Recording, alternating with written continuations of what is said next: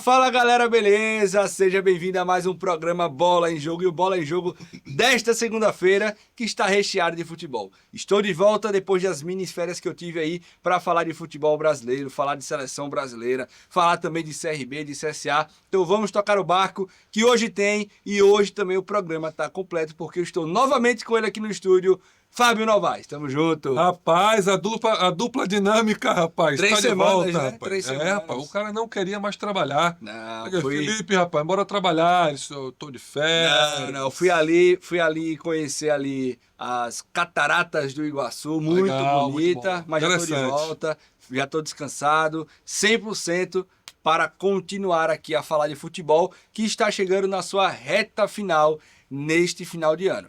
Vamos começar falando então sobre a seleção brasileira, que venceu pela primeira vez na história a seleção de Senegal. Bota na tela. Senegal. E o artilheiro da era Ancelotti. Ancelotti marcou novamente. Estevão deixou a marca dele, rapaz. Joga muito esse menino, garoto, viu? 18 anos, aí fazendo muitos gols pela seleção Bom brasileira. jogo da seleção brasileira. Aí, ó, jogadinha ensaiada, Casemiro sozinho. Vai ter quem diga, venceu de Senegal. Senegal estava a 26 partidas invicto. Era uma seleção que não sabia o que era perder desde 2023. Venceu a mesma seleção brasileira de Ramon Menezes no começo desse ciclo, lá no final de 2022, começo de 2023, perdão. Então, não é uma seleção boba. Sim, está um nível abaixo da seleção brasileira, mas é uma seleção pronta, completa e que vai disputar a Copa do Mundo. Então foi uma escolha muito sábia da CBF, este amistoso, em uma seleção que recentemente ganhou na Inglaterra. É uma seleção que é do nível parecido do que o Brasil vai enfrentar ali no início da competição da Copa do Mundo. Todos esses amistosos agora sempre olhando lá para frente para a Copa do Mundo do ano que vem. Uma ótima partida da seleção brasileira, envolveu o Senegal, muita movimentação na frente, eu já tinha falado sobre isso aqui. Quando ele coloca Matheus Cunha, Vinícius Júnior, Rodrigo e Estevão para jogar juntos, Felipe, a movimentação da seleção brasileira ali na frente fica muito legal. O Estevão fica um pouco mais aberto pela direita, né? Mas aí tem aquela troca entre Matheus Cunha, Rodrigo e o Vinícius Júnior, revezando ali quem faz aquele falso 9, como chamamos nos dias de hoje, né? Analisando, Mas uma seleção bem interessante mesmo nessa montagem de ataque aí do Ancelotti, viu? A minha análise, é porque a gente vê muito o Rodrigo como um ponta, mas a minha análise dentro da partida, eu assisti a partida na verdade, o Brasil jogava num 4-3-3, era a linha de 4, os 3 meio-campos, que era formado por Casemiro na contenção, Bruno Guimarães ali na volância, no segundo volante, indo e voltando, e o Rodrigo fechando o meio-campo,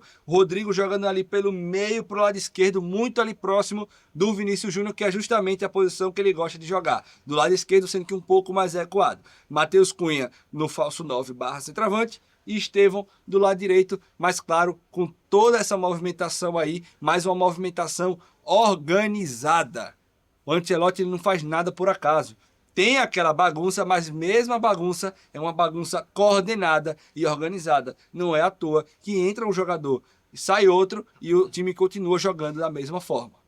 Falando defensivamente também, a seleção conseguiu se montar muito bem, né? O Éder Militão pela lateral direita. Perfeito. Ele que é um zagueiro de origem, mas que já foi lateral direito, jogou muito bem também. A dupla de zaga não tem muito o que falar. Na verdade, né? o Militão ele é lateral e foi para zagueiro. Foi para zagueiro, né? Aí se firmou lá como zagueiro e agora o Ancelotti está querendo usar ele novamente na lateral direita. A gente tem ali um problema para achar esse lateral. Tem o Wesley, que é muito bom jogador, mas é um jogador mais ofensivo. Defensivamente, ele tem ali um pouquinho de dificuldade. E do outro lado, o Alexandro, jogador aí consagrado que a gente já conhece, né? Hoje joga no Flamengo, mas é um jogador aí que já rodou a Europa todinha aí, então é um lateral esquerdo também um pouco mais defensivo, faz esse trabalho defensivo muito bem, ataca também com uma certa qualidade, mas a principal dele ali realmente é fazer aquela linha de 4 ali, para poder soltar mais ali o Casemiro, o Bruno Guimarães e os 4 atacantes ali na frente. Então, essa parte dessa zaga aí fica mais segura atrás ali com os laterais e os jogadores da frente ficam mais soltos ali para poder fazer essa movimentação aí que está se dando muito bem na seleção. Não é à toa que diversas vezes da partida a gente tinha Casemiro e Bruno Guimarães postados exatamente fora da área do adversário. É. A bola voltava e os dois estavam ali e tinha mais atrás o quarteto de zaga. Falando um pouquinho da provável escalação contra a Tunísia, coloca na tela aí, por favor. Provável Não vai mexer muita coisa, Felipe. Só vai mexer ali no Gabriel Magalhães, que infelizmente se machucou, né? Um zagueiro muito bom que joga pelo lado esquerdo ali. Mas aí ele traz o Éder Militão para a zaga e coloca, como eu já falei, o Wesley ali na lateral direita. Isso vai segurar um pouquinho mais o Casemiro. E o prova Casemiro não também, vai poder avançar tanto. Prova também, não. O Casemiro faz perfeito essa parte de cobertura no Real Madrid, na seleção brasileira. Eu falo porque nesse jogo contra o Senegal, a gente viu muito o Casemiro ali próximo à área de ataque. Ele fica ali mais entre o meio de campo e a parte defensiva, mas nesse jogo da seleção ele estava muito à frente. O que vai acontecer aí? Vai se formar uma linha de 3 na zaga com Alexandre, Militão e Marquinhos. O Wesley vai ficar solto e o Casemiro vai ficar na contenção do Wesley. Pode anotar isso aí. Só para voltar aqui para o assunto, para fechar a seleção brasileira, o Fábio falou uma coisa muito interessante a respeito de Senegal, que é uma seleção que a gente vai enfrentar ali em fase de grupos, é parecido, de 16 avos de final, oitavas de final. Perfeito. E a CBF ela montou o planejamento pensando nisso. A gente vai enfrentar agora Senegal, enfrentamos Japão e Coreia do Sul, seleções asiáticas também, que é fase de grupos, 16 avos de final, oitavas de final. Agora vamos para uma escola mais física, Senegal, Tunísia. Depois, em março, já temos marcado e confirmado Croácia, aquela mesma Croácia, e França. A Croácia já é uma seleção ali de quartas de final, ali para semi, e a França é uma seleção de semi para final. Então o Brasil vai passar por todas essas etapas e chegar pronto na Copa do Mundo, o que ainda pode acontecer amistosos pré-Copa do Mundo, que o Ancelotti quer um amistoso no Maracanã antes da Copa. Então a gente pode ter mais um jogo aí para o Brasil ser testado. E a provável escalação da Tunísia e a escalação do Senegal provam uma coisa: fim de teste. Agora é jogo jogado, o time que ele imagina para a Copa do Mundo, para pegar entrosamento, para ele fazer anotações, e eu estou gostando disso porque já passou da hora de teste. Aí tem que agora ganhar tudo e escalando confiança para chegar na Copa do Mundo no nível mais alto possível. Ele quando fez essa convocação, essa última convocação, ele já disse que não iria mexer muito no time de uma partida para outra.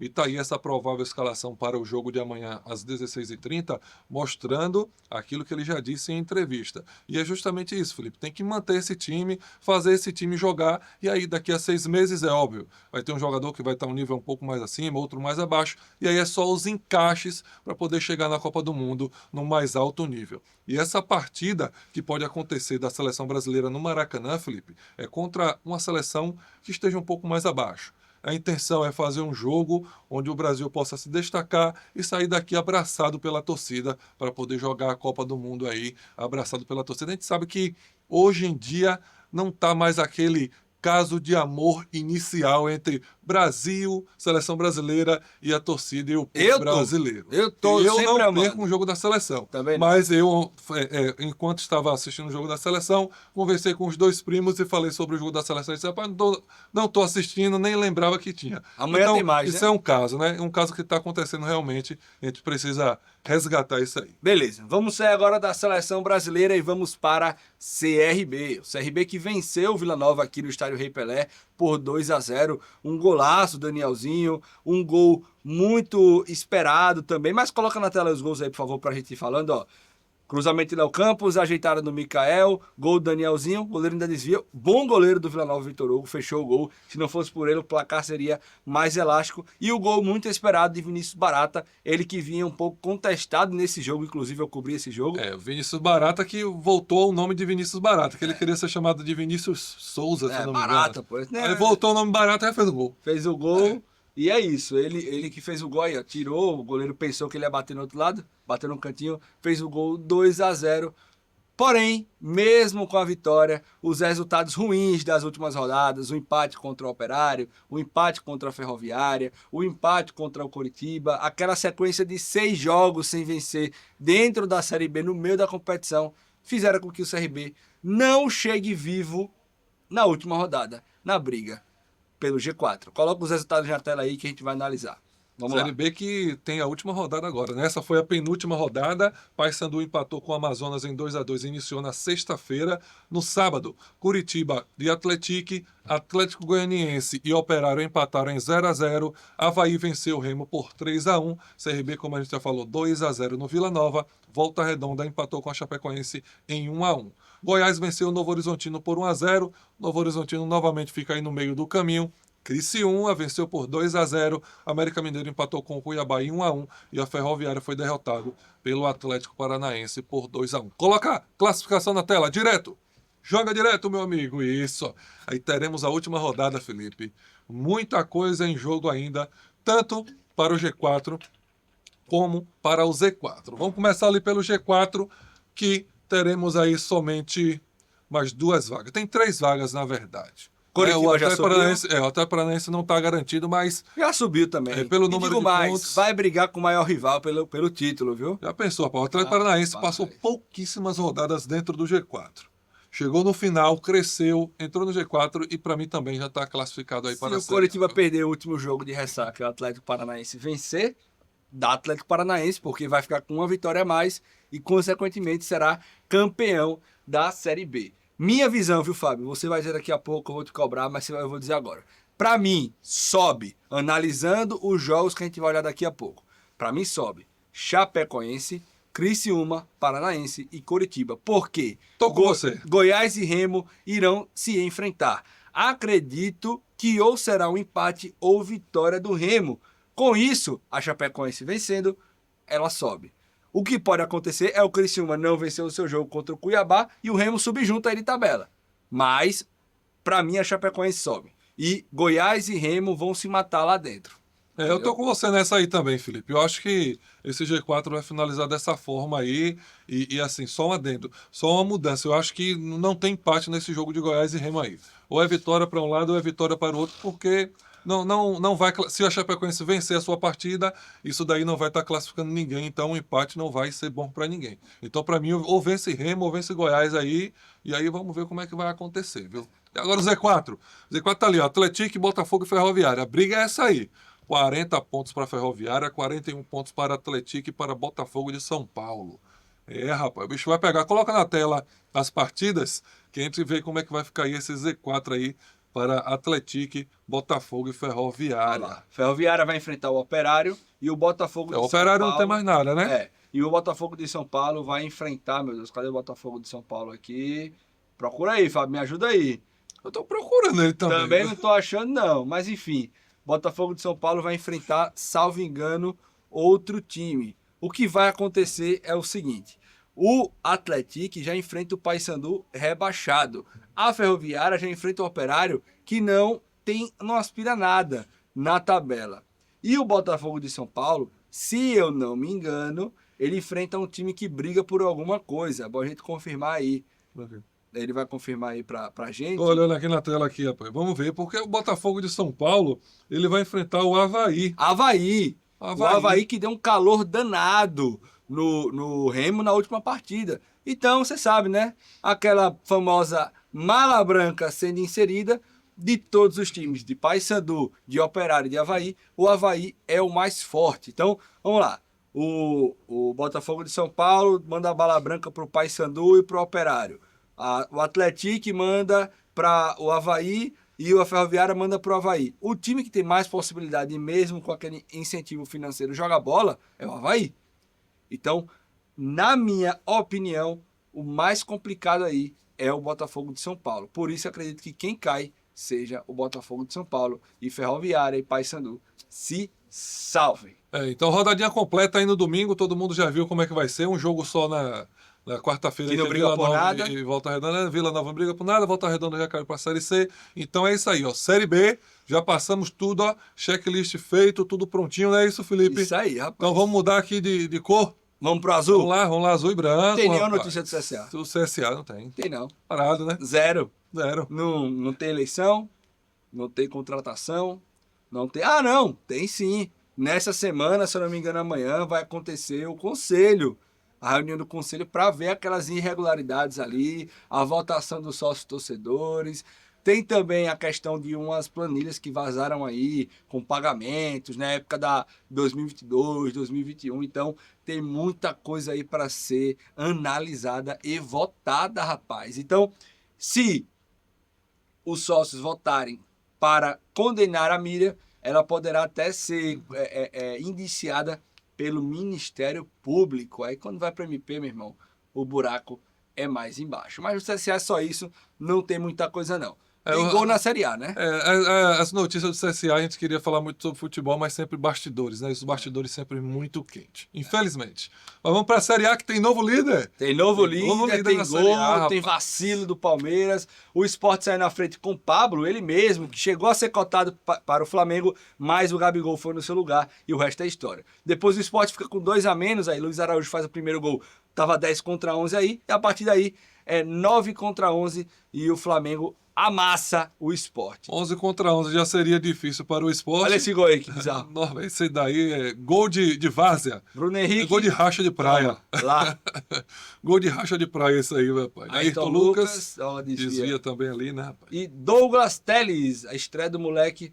Cebolinha que chegou com tudo, viu? Aí foi o primeiro toque da bola do Cebolinha no jogo. Já chegou, já deu assistência. E o Santos venceu o Palmeiras com 1-0 gol. No finalzinho, já nos acréscimos, Roleiser fez o gol. O Santos de Neymar, que saiu da zona de rebaixamento e empurrou o Vitória. E o Bragantino venceu o Atlético Mineiro por 2-0. Os 2 jogos atrasados, esse adiantado, né? Porque o Atlético Mineiro vai para a final da Sul-Americana, adianta essa partida. Top demais. RB que tá crescendo aí novamente, né, rapaz? O RB ficou ali dentro do G4. Quase chegou na zona de rebaixamento. Chegou perto da zona, mudou de técnico, Wagner Mancini agora o técnico do RB Bragantino, aí subiu novamente, vencendo alguns jogos, já está em 8º colocado. Tem a classificação? Já pensando aí na briga aí. Tem, vamos lá, vamos olhar. Rapaz. Vamos olhar que eu tô ansioso aí, ó. Flamengo líder, com 3 pontos à frente do Palmeiras, agora o mesmo número de vitórias. Então, o Flamengo que está aí de um empate e o resto vencer e ser campeão, né? Tem direito ainda a um empate. Tem direito a um empate ainda, justamente. É o único vacilo assim, que o Palmeiras vencendo todas, óbvio, né? É o único vacilo que o Flamengo pode dar agora é empatar uma vez. O resto tem que ganhar tudo, porque o Palmeiras está na cola ali também, sem vacilar. Rapaz, a gente estava analisando aqui, o Cruzeiro, ele faz uma campanha de campeão. Ele vai chegar nos 71 pontos. Geralmente, a gente faz essa cotação, essa matemática, o time que alcança 71 pontos é o campeão. Sendo que Flamengo e Palmeiras vão além disso, vão chegar nos 80 pontos. A dificuldade do Cruzeiro foi ter Palmeiras e Flamengo aí pela frente. Exatamente. É verdade. Mas a gente está se criando uma hegemonia aqui no país de Real Madrid e Barcelona. É verdade. Algo nesse nível, assim. Ou é um, é outro, ali 2, 3 anos, aí aparece um, vence, como foi o Atlético Mineiro há pouco tempo aí, né? Mas aí vai ser sempre... Eu tô vendo que é Flamengo, Palmeiras e Cruzeiro também com essa SAF aí. Vai ser Real Madrid, Barcelona, Atlético de Madrid ali, revezando pelo título brasileiro, e o Mirassol, o grande azarão ali com 59 pontos, e o Bahia também, porque agora é G5 direto na fase de grupos. É o grande case aí, viu, o Mirassol. Que campeonato incrível do Mirassol, viu, rapaz? Já passou, e já passou por distância aí, Bahia e Botafogo. Botafogo e Fluminense que brigam com o Bahia pela vaga direta na Libertadores, e o RB Bragantino ali, que pelo menos com a vitória se salvou, 45 pontos, assim como o São Paulo, e o Atlético Mineiro também está quase se salvando. Quem também está quase salvando é o Vasco, fica 3 pontos aí de um acesso para Série A do ano que vem, é um acesso para a Série A do ano que vem. O Ceará também fica uma vitória, o Corinthians também fica uma vitória, e aí vem a turma que começa aí a ficar mais quente, principalmente Inter, Santos e Vitória. Rapaz, quem acreditava que a briga era Santos e Vitória, agora tem o Inter na jogada, viu? Rapaz, Rio Grande do Sul aí tá, esse ano, futebol triste, viu? Grêmio e Inter próximo do Z4, Juventude dentro do Z4, incrível, viu? Mas eu ainda acho aí que a briga é Vitória ou Santos, viu? Vitória ou Santos. Uma vitória do Santos. Tem um Inter aí, mas o Inter vitória do Santos e uma vitória do Vitória, um triunfo do Vitória e uma vitória do Santos, esse trava-língua aí, já coloca o Inter dentro da zona. Verdade. Então, o Vitória tá a 2 pontos do Inter, pô. Inter, vamos colocar as barbas de molho. Queria muito que caísse Internacional e Santos e Vitória ficasse. Vamos ver então com quem o Inter vai jogar na próxima rodada. Coloca na tela aí os próximos jogos. Pega o Ceará. Ceará fora de casa, o Inter que joga no frio, vai jogar no calor do Ceará, o Castelão é um estádio muito quente. Então, assim, Não tá fácil, esse é o Campeonato Brasileiro. Mas o Vitória também não vai pegar pouca coisa não, viu, Felipe? Vai não. Vai pegar o Palmeiras sedento pela liderança, sabendo Santos que também, viu? sabendo que o Flamengo tem um Fla-Flu aí muito clássico. difícil, é clássico. O Flamengo que não vai contar nem com o Alexandro, nem com o Danilo, porque estarão voltando. O Danilo é reserva, né? O É, Alexandre é um titular. mas assim, não vai estar completo. Não sabemos como é que é a situação da Arrascaeta, que também está voltando aí da O seleção. Arrascaeta não foi nem relacionado para a partida, dizendo o técnico que está preparando ele para o próximo amistoso. É complicado. Você tira o jogador do time. O Flamengo teve um jogo nesse meio da data FIFA também contra o Sport. Foi um jogo fácil, tudo bem. Mas aí você poderia ter um jogo mais complicado. Você leva o jogador e não utiliza. É difícil, viu? O jogador, o time paga salário, tudo certinho, é complicado. Quem eu vi que tinha sido convocado pelo Palmeiras, você pode me dar essa informação, mas jogou contra o Santos, foi o Flaco Lopes. Flaco jogou porque o Argentina só marcou um amistoso na sexta-feira. E aí o amistoso terminou às 3 horas da tarde e o técnico liberou todos os jogadores, não ficou em treinamento. Ah, só tem um amistoso. Só marcou um amistoso nessa data FIFA, a Argentina. Ah, entendi. É isso aí. Amanhã teremos Botafogo e Sport às 20h30, Palmeiras e Vitória já na quarta-feira, 19h30 e às 21h30. Grêmio e Vasco, Santos e Mirassol e o Fla-Flu jogar um Fluminense e Flamengo, comando de campo aí do Fluminense. Na quinta-feira teremos Juventude e Cruzeiro, Bahia e Fortaleza, Corinthians e São Paulo e fechando a rodada, Ceará e Internacional. Clássico paulista. 9h30 da noite. É um Corinthians e São Paulo aí, não é um clássico daqueles que um Corinthians e Palmeiras, mas é um clássico bacana. Acredito nas minhas fichas que o São Paulo leva esse jogo. Vamos ver o que vai acontecer. O São Paulo também está lutando ali pelo aquele G8, querendo ficar ali na zona de classificação da Libertadores da América, e o Corinthians querendo se garantir aí na competição da Série A do ano que vem. Pode trazer para cá e vamos ver o que vai acontecer aí. Nessa semana aí tem muita coisa para acontecer. Campeonato Brasileiro da Série A se definindo, Série B vai se definir no final de semana, e aí sexta-feira a gente traz todos Sabe os uma coisa detalhes. que eu sei, que não vai se definir, que não vai acontecer? É o Corinthians ser campeão do Campeonato Brasileiro. Isso eu tenho certeza que não. Tu acha isso, Thales? Uma boa segunda-feira para você, uma boa semana. Fique com Deus e até sexta. Valeu! Valeu, galera. Um abraço, boa semana e até mais.